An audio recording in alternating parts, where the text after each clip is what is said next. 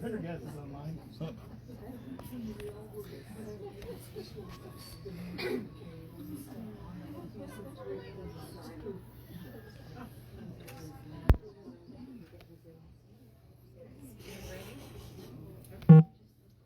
good evening, everyone. Welcome to Third Place Books, Lake Forest Park. My name is Charlotte. I'm a bookseller here, and we have a very special evening ahead of us with Eric Miner talking about Prelude to Murder, the new book.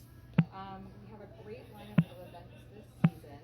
On December 5th, we have Joe Segura with Sarah Holly discussing Raiders of the Lost Heart here at Lake Forest Park. And on January 4th at our Ravenna store, we've got Shanaz Habib with Senora Jaw, Airplane Mode, and Irreverent History of Travel. You can find our full events calendar and sign up for our email at thirdplacebooks.com. And I would like to let you know that Friday and Saturday this week, Black Friday, and I guess it's called Black Saturday. If you spend $50, then you get a $10 gift card. Thank you for coming in and shopping. Erica's gonna. Oh, can everybody hear me? Okay. Oh, barely. Okay. Is this better? Okay. After Erica's done reading and taking questions, and she's going to do a signing up here, I'm going to scoot the podium away and bring the table over. So just give us a couple minutes to get kind of organized before you rush the stage, as it were. Thank you in advance for purchasing books, or many books. Every purchase you make sustains the future of our author series. Please turn off your cell phones and silence any other noise-making devices. And I'm now going to introduce our speaker. Formerly a Metropolitan Opera Orchestra violinist for 21 years, Erica Miner now enjoys a multifaceted career as an award-winning author, lecturer, screenwriter, and arts journalist. Erica's debut novel, Travels with My Lovers, won the Fiction Prize in the Direct from the Author Book Awards. Her screenplays have won awards in the Santa Fe Win Femme and Writer's Digest competitions. Erica's passion for bringing murder and music together, what could be better, really, is embodied in her 3-part Julia Kogan opera mystery novel series, published by Level Best Books, starting with Aria for Murder, set at New York's Metropolitan Opera. Erica draws on her own real-life experiences working at the Met with Maestro Leonard Bernstein and other superstars of the music world. The series' young violinist sleuth Julia Kogan investigates murder and mayhem behind the Met's Golden Curtain. The series continues with sequels that take place at Santa Fe Opera and San Francisco Opera. Please join me in welcoming Erica Miner.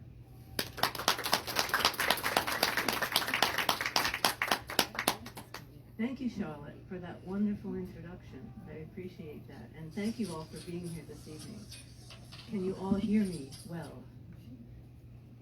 I'm super excited about sharing with you my journey from being a Met Opera violinist to being an opera mystery writer. A friend of mine who's into opera was at a rehearsal recently where the soprano was singing her death scene, and her 12-year-old son was waiting patiently in the back. So my friend went up to the boy and asked him what he thought about his mother's death scene, and the kid replied, "It's opera. Everybody dies." Don't you just love opera? I mean, there's so much to it. There's something for everyone. Opera is dramatic, it's fantastic, it's fascinating, it's fun. Opera can also kill you, but more about that later. How many of you are opera fans? Yay. How many of you are opera fanatics? How many of you know just a little bit about opera? And how many of you know absolutely nothing about opera? Well, that's a really good mix, I have to say. Well, this is the reason I write my opera mysteries, because people who know about opera can recognize what they know and relate to it, and they always say, my readers, that they enjoy the way I weave the plots of the operas into the plots of the stories in the books, coupled with all the colorful characters that you meet in an opera house. But people who are reading about opera in my books for the very first time also say that they delight in learning about this unique art form for the very first time. And some of them are even inspired to go see an opera for the first time. In either case, I'm doing my job. How many of you have actually been to the Metropolitan Opera in New York? Anybody? Yes. Well, the Met is really a very unique place, and as you know, I was a violinist there for 21 years, although at times, honestly, it felt more like 210 years. I don't know if any of you have had that experience where a job is just so intense it feels like it's just going on forever. And that's kind of like what it was like at the Met in a lot of ways. But I also had a unique opportunity and an amazing experience being there and getting to work with all these fantastic opera singers, Pavarotti and Domingo and more. I also got to witness some extraordinary events, some of which I'm going to share with you this evening. The good, the bad, the ugly, and everything in between. But perhaps overall, one of the most important things that I learned at the Met was that sometimes what goes on away from the stage can be even more dramatic than what goes on the stage. I'll give you an example. So one day in the middle of a live radio broadcast that was being sent to millions of people all over the US, it was actually Verdi's Macbeth. I know the dreaded word, Macbeth. But actually, it was one of the worst productions you could possibly imagine. But in any case, on this particular day, some guy in the audience decided to commit suicide by taking a flying leap off the top of the balcony. I'm not making this up, honestly. It was pretty wild and crazy, I have to say, although he did wait until the intermission to do the deed, which was much more convenient, but in any case, it had to have been the longest intermission in the history of the Met, because after all, they had all that cleanup to do. But those of you who have been to the Met, or any opera house for that matter, are privy to a unique world, the world of the stage, the world in front of that curtain. At the Met, it's a golden curtain, very classy kind of place. In fact, at the Met, almost everything is about glamour and glitz.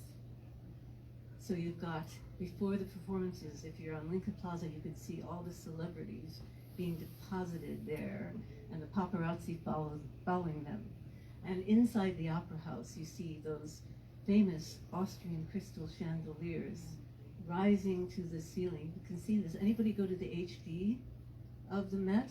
Those movies that they show at the movie theaters, you can see the chandeliers rising to the ceiling before every first act curtain.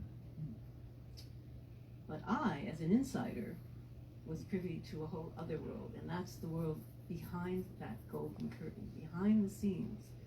It's very different indeed. This is a world of intrigues, of warring and clashing egos, jealousies, rivalries, and backstabbing. And I'm not exaggerating. At any given time at the Met, there can be as many as 4,000 people working there, all in different jobs, simultaneously and mostly at odds with each other. So there are the big international opera stars, the superstars. And then there are the comprimarios. That's your Italian word for today, comprimario. Those are the solo singers who sing the lesser kind of minor roles, kind of like supporting actors in a film.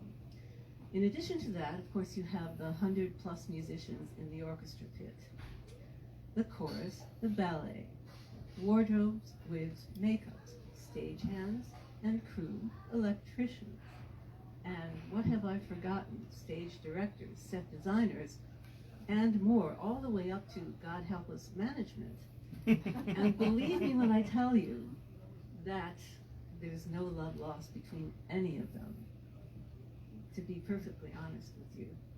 For instance, the orchestra, which is what I do best. 100 neurotic musicians thrown together in a hole in the ground with no light and no air, 7 days a week, days, nights, and weekends. You see more of these people than you see of your own families. Sooner or later, someone's going to want to kill someone. By now, I imagine you're probably wondering exactly how I got from the Met to writing these opera mysteries.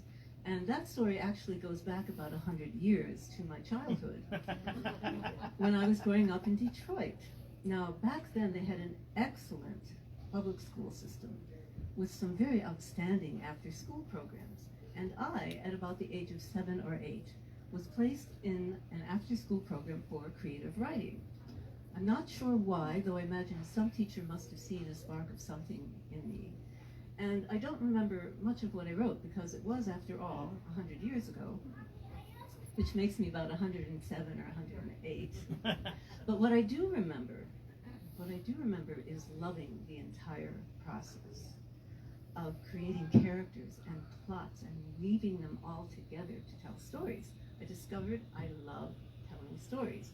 As you probably have guessed, I still do. So it was back then that my passion and love for writing was first created. But not too long after that, I started playing the violin. Has anybody here ever studied the violin? Well, I think you're kind of lucky, actually, because for a young kid, it can be absolutely all-inclusive. Everything else kind of falls by the wayside, all your other interests, because the violin is, first of all, the most difficult instrument, if not the most beautiful instrument. And as a kid, you have to be completely committed and devoted to it, so you don't have time for anything else, like, in my case, the writing. But I never really stopped writing. In fact, in high school, I journaled every day. Those journals eventually became the basis for one of my first published novels. And even while I was at the Met, I took writing classes whenever I could fit them into my schedule. So I kept writing no matter what, which years later proved to be really helpful, because I had a car accident and I injured my hands, and I had to eventually give up my professional music career. So it seemed the logical choice for me to then go back to my lifelong passion for writing, which is what I did, and I've been writing ever since. Now, another thing that I learned while I was at Vet was that sometimes other things can happen other than away from the stage. Things can happen on the stage. Here's an incident that happened that was very dramatic. It happened during an opera, but it was not supposed to be part of the opera. The name of the opera was The Macropolis Case. It's by a Czech composer named Janacek. It's written in Czech, but we were doing it in English, and that's pivotal to this story. So the director of this production, in his infinite lack of wisdom, had this poor comprimario tenor singing from the top of a 20-foot ladder. Now, granted, the scene takes place in a library, but still, 20-foot ladder on top of the Met stage, which is probably 15 or 20 foot tall already, plus the poor guy had fear of heights. So it was a disaster waiting to happen. And sure enough, in the first performance of this opera, there he was, standing at the top of a 20-foot ladder in front of 4,000 people trying to sing. He sang a couple of lines and then promptly collapsed. We were told later that he had a heart attack, and plunged to his death. It was in all the newspapers the next day. But here's the kicker. The last words that he sang before the fall were, and I quote, "You can only live so long." I mean, you can't make this stuff up. It just, how could I not write about this stuff? So there I went. I started writing about things that happened at the Metropolitan Opera, inventing as I went along. But that's just the tip of the iceberg. I also discovered that an opera house is the perfect environment for mischief and mayhem, and I use that as grist for my mill. So things started going along, and I realized how great. I also get to kill off all the people who made my life miserable. You know, the wannabe stars and the detestable divas and the snarky stagehands, and especially my orchestra colleagues. Yes. But it was actually when a prominent company member was getting death threats that I realized I really can write a murder mystery that takes place at the Met. And so I created Aria for Murder. Now the protagonist, Julia Kogan, is a young violinist who's very musically gifted, but she's also a bit of a starstruck neophyte. In fact, very much like I was when I first started out at the Met. When Aria for Murder opens, Julia is over the moon excited and thrilled that she is going to be making her debut in the orchestra of the world's most prestigious opera house on opening night. Little does she know that something terrible is about to happen. And in the prologue to Aria for Murder, I'm going to read this and then I'm going to read some of Prelude to Murder, just to give you some background. Also wanted to mention that one of the things that people love so much about my books, she said modestly, is that every chapter of each book begins with a quote from a different opera. And so they're all in the original language and then in the English translation. That is the case with the prologue to Aria for Murder. I'll start with the Italian. Chi è morto, voi o il vecchio? Che domanda da bestia, il vecchio. Translation. Who's dead, you or the old man? What an idiotic question, the old man. Mozart, Don Giovanni, Act 1. Collateral damage. Sometimes it just can't be avoided. That was what his partner had told him. When you're trying to kill someone, other people can get in the way. It's not planned, it just happens. Though the Metropolitan Opera's orchestra pit was the largest in the world, when the orchestration of an opera was vast, as in Wagner or Strauss, things could get quite crowded for the 100 or so musicians squeezed together there. Tonight's Verdi was no exception. Grand opera at its loftiest, with plenty of brass, extra strings, and the like. He would do his best to hit his target precisely, but it wasn't an exact science, and if, under pressure, he was slightly off, well, tanto peggio, as they say in French. He chortled to himself. Everyone in the Met knew tanto peggio was Italian, not French. He salivated with anticipation as he lovingly cleaned his Val Russian sniper rifle with his special bronze bristled brush and oiled and lubricated the ammunition chamber with a fine spray one-shot gun cleaner and a cotton swab. He picked up the last tiny fragments of powder residue with an alcohol patch threaded through a needle attached to the brush. Then he polished the entire instrument with one of his special order McAllister microfiber gun cleaning cloths. If you look after your firearm, it will look after you. A vintage model no longer available, the Val was precious, but not because of its monetary or historic value. It was his own personal Stradivarius, a thing of beauty, a state-of-the-art example of genius in design at its time, and still as reliable as ever. He knew that the cartridge of this rifle, with the immense power contained within its barrel, was capable of forcing a bullet to explode at a higher speed than a mere handgun, the kind of velocity he needed to accomplish his goal. Lord knows I need something dependable and powerful. No one knew he kept the Val right inside the opera house, practically under everyone's noses, to head off the possibility that they might install metal detectors at the Met, which everyone seemed to be doing these days. He had found the perfect hiding place for his beloved firearm in a far-off corner away from prying eyes. It remained there at the ready, just in case he needed it. No one was aware of its existence, let alone its hidden location, except me and my partner. And what better time for an assassination than opening night at the Met? My partner is a brilliant planner.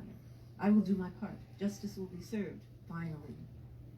With a sigh, he wrapped his instrument in its plush chamois cloth and painstakingly laid it in its temporary resting place, beside its smaller sibling, the Beretta.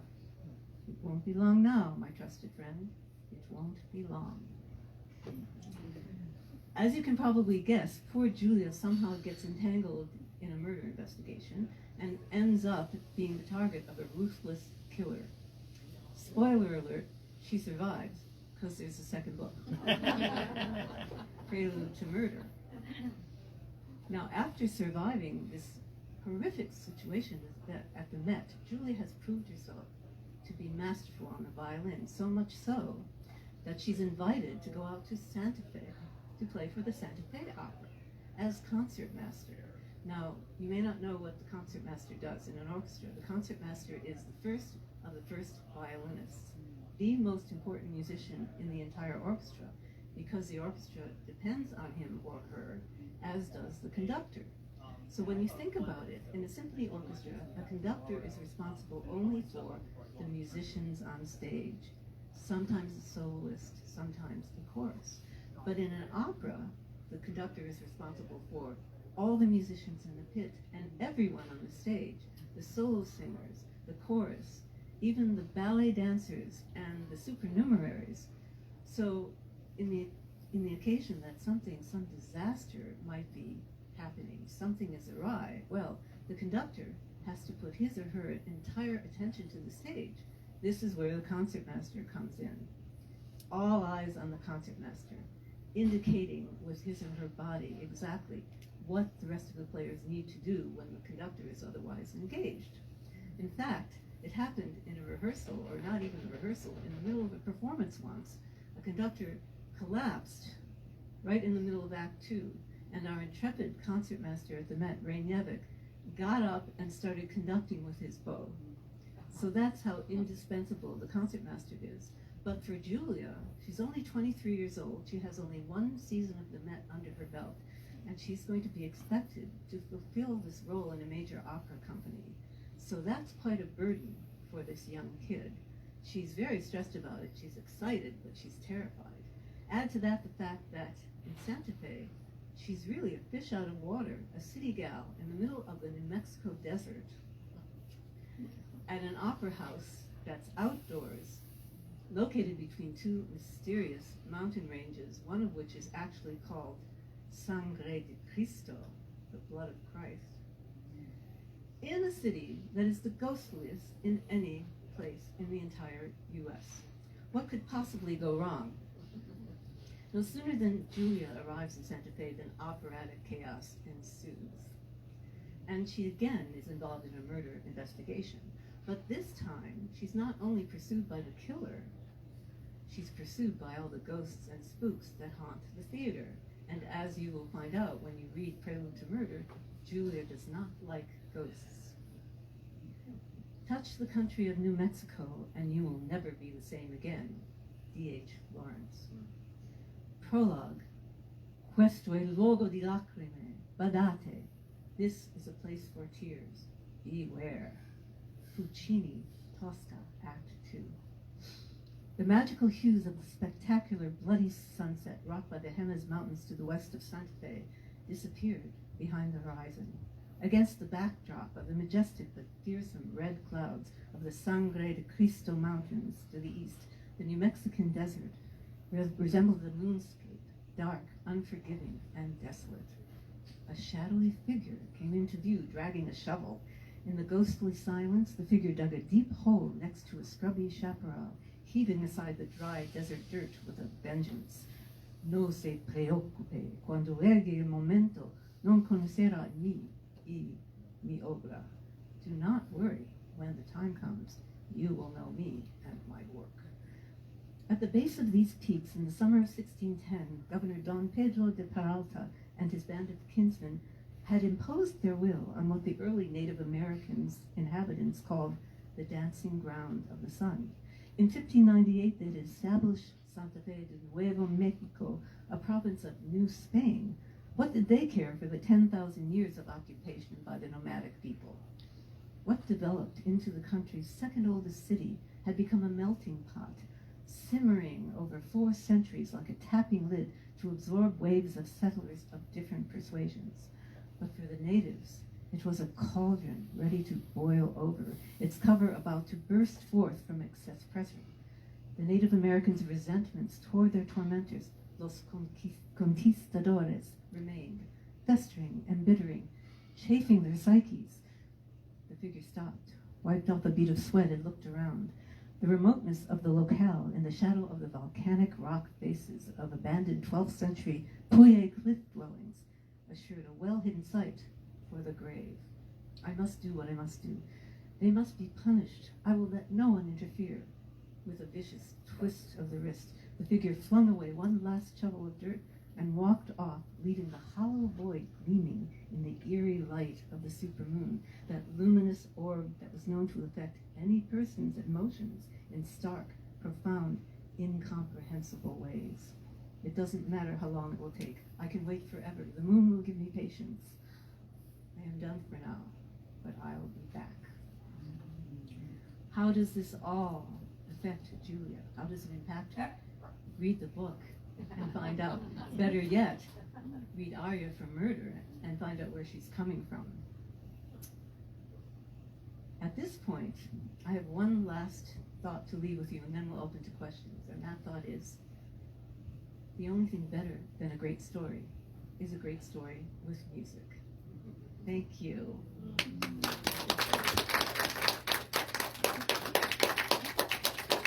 Okay, everyone, fire away. What would you like to know? Facebook questions too. I'd like to know how to get a copy of Travels with My Lover. You know, that's an interesting thing. It's been out of print for a while. Yes. And the last I looked on, there are some used copies on Amazon, but I think that they're very overpriced. I don't know. I haven't looked lately, but you can find them used on Amazon. And if you can't, I will loan one to you. But yeah, that was really fun to write. It needs a major rewrite. But anyway, yes. Any other questions? Yes. I don't know anything about opera. So, like, for the various operas, does the makeup of the orchestra pretty much stay the same, or do people get swapped in and out, or like add violins and take away things, or what happens?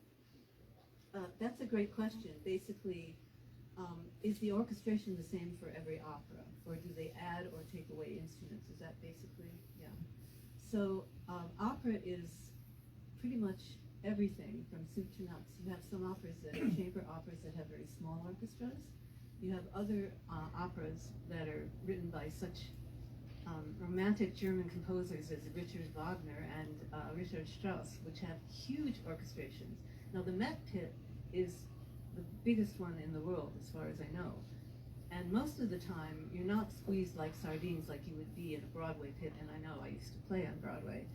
But when it comes to an orchestration for a Wagner opera, Wagner was a very sadistic composer.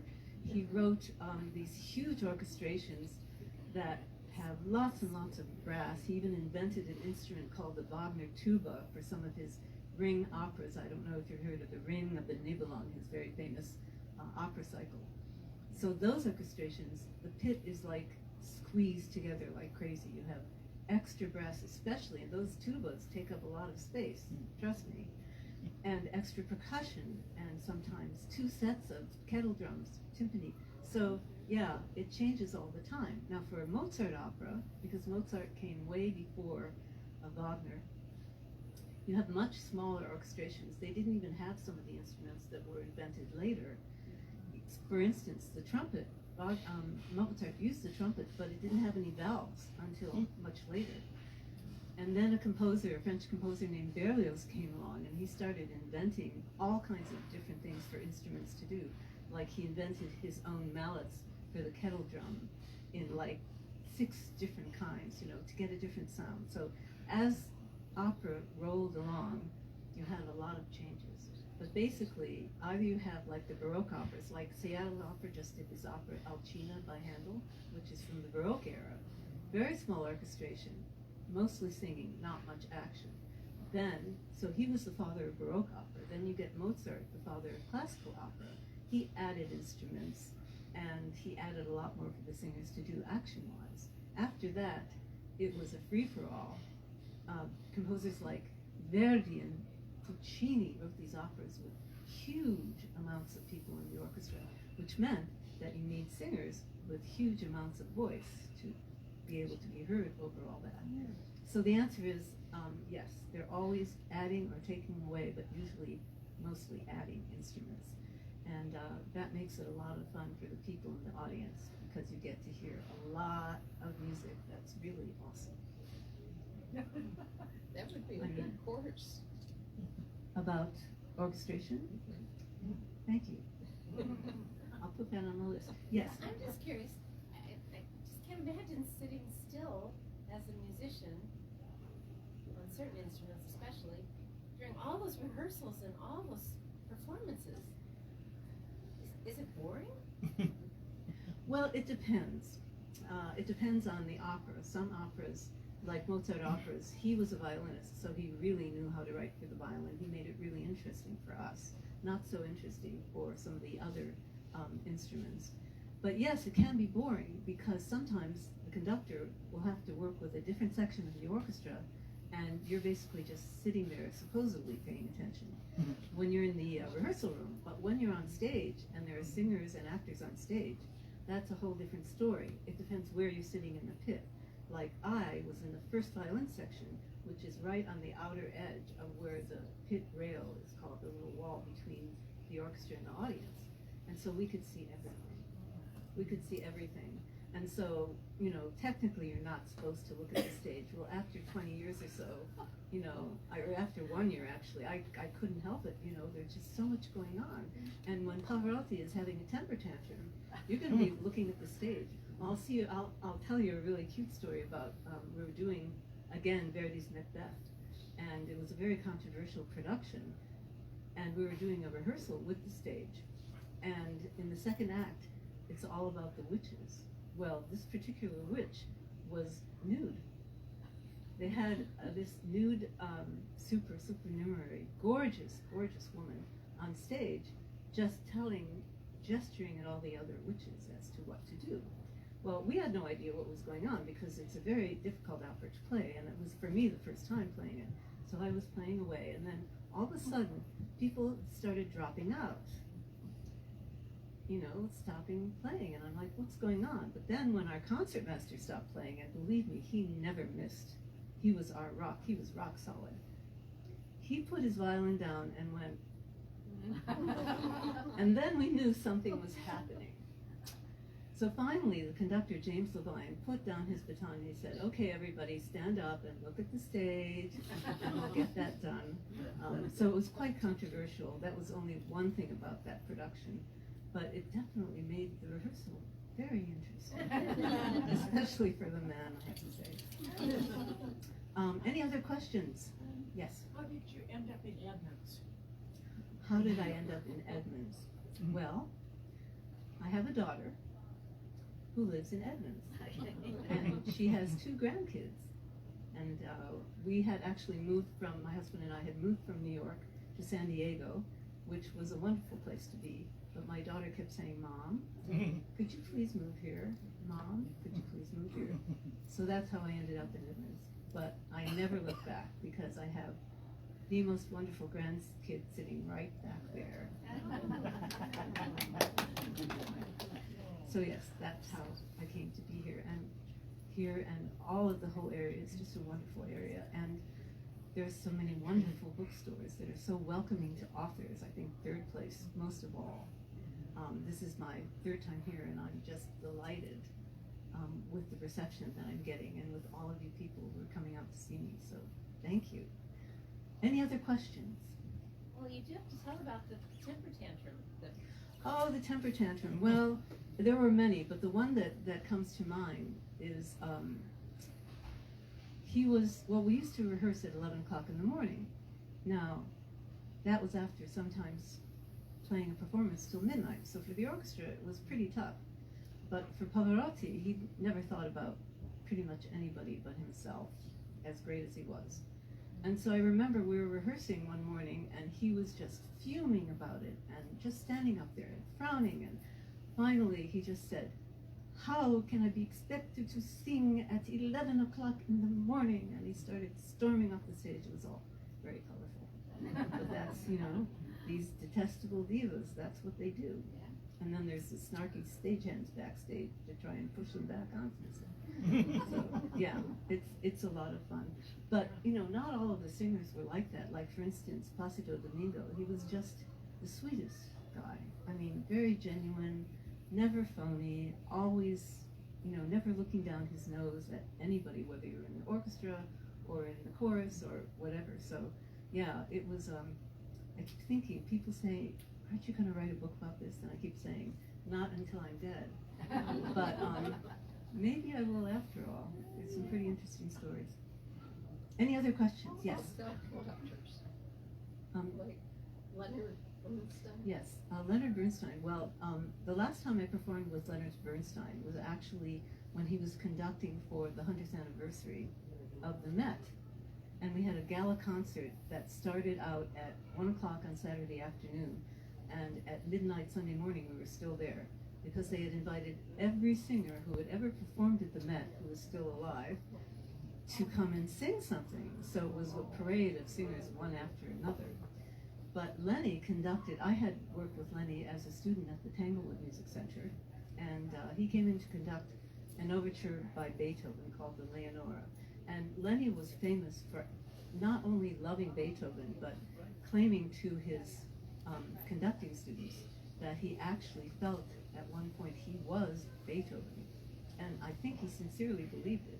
But in any case, he was conducting this overture, and if you ever get a chance to hear Beethoven's Leonora Overture Number 3, it's so exciting, and it builds up to this climax at the end, such that Lenny leapt up off the podium, and I was afraid he would never come back down again.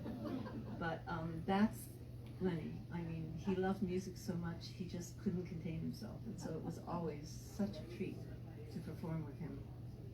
Somebody else had a question. Yes. So if you have a violin section, is everybody playing the same thing, or are they playing slight variations on it, or like really different parts in it? Another great question. I need to give a lecture on orchestra. Actually, there are 2 violin sections. Some operas actually even have 3 violin sections. So they're divided up usually into first violins and second violins. And usually the first violins are playing the melody or the upper line of something, and the second violins are playing more of an accompaniment kind of thing. So you have a difference between first and second violins, and there's kind of a hierarchy. So if you play first violin, your chin is a little bit higher than everybody. But you work hard to get that position, believe me. So the answer is yes, you're playing different things at the same time. It's the same opera, hopefully, and the same music with the same composer, but those 2 violin sections are usually playing very different music at the same time. Sometimes in something like the Met, which gives 7 performances a week, but the orchestra, because we fought through this over the years, got us down to 4 performances a week plus rehearsals, which meant that there's a rotation. So sometimes if somebody is having a night off in the front of the section, they'll move you up to the front of the section and fill in the back with an extra player or something like that. So that makes it even more interesting, because then you have other people learning this music, and sometimes you have to come in at the last minute not having even rehearsed a piece. So that is never boring. That is never boring. Any other questions? Yes. Can you talk a little bit about the classes you give?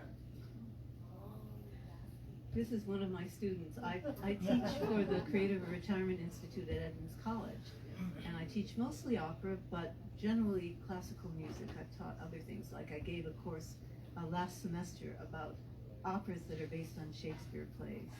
So I always try to, integrate all kinds of new angles, ways of looking at classical music. And I give those a class every quarter, usually in person, except in the winter I never go anywhere, so those are virtual.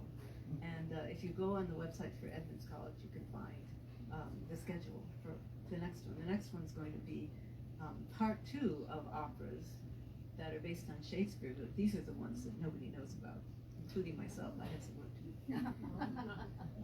I think we have time for One more question? Yes. Hope I'm not too presumptuous, but I am guessing that you had to do research on some of the techniques and instruments of murder, and I was wondering what your sources were, if there's certain people or certain research, what was your research like into that kind of stuff, like guns and whatnot? Yeah, as a matter of fact, it's interesting. When I first started studying screenwriting, that was in New York, and my screenwriting teacher taught at the New York Open Center, but also had a private group of students that were her best ones that she invited to her apartment once a week to share the pages that we wrote and read each other's scripts and that kind of thing. And among them happened to be a probation officer with the NYPD who was writing screenplays. And so when I was first writing Aria for Murder, which back then had a different title, Murder in the Pit, I consulted with him. and he told me everything I needed to know about the Val Russian sniper rifle, among other things. So I did. I was lucky that way. But nowadays you can research about all of this stuff online. Then I also have a husband who's an expert in these sorts of things. A lot of the description of cleaning the instrument came from him. So he clued me in on all of that. He's standing back there, frowning at me. And aiming, yes. We'll talk about that later. On that note, we're going to end the session, and I am going to be sitting down at a table and signing copies, and I look forward to meeting all of you, and if you have more questions, you can just feel free. So thank you again for being here. And if you haven't already bought your copy, there are a couple of copies over there, and there are also a few at the front of the store. You can go ahead and just get them signed in paper as you leave. Are there any copies of Aria for Murder? I think there is one copy. I asked. There might be some on the shelf. Good. Oh, no, I pulled them out. Oh, did you take them Yeah. Okay, we just have to, Get your shelf. you can come up and chat while we're waiting.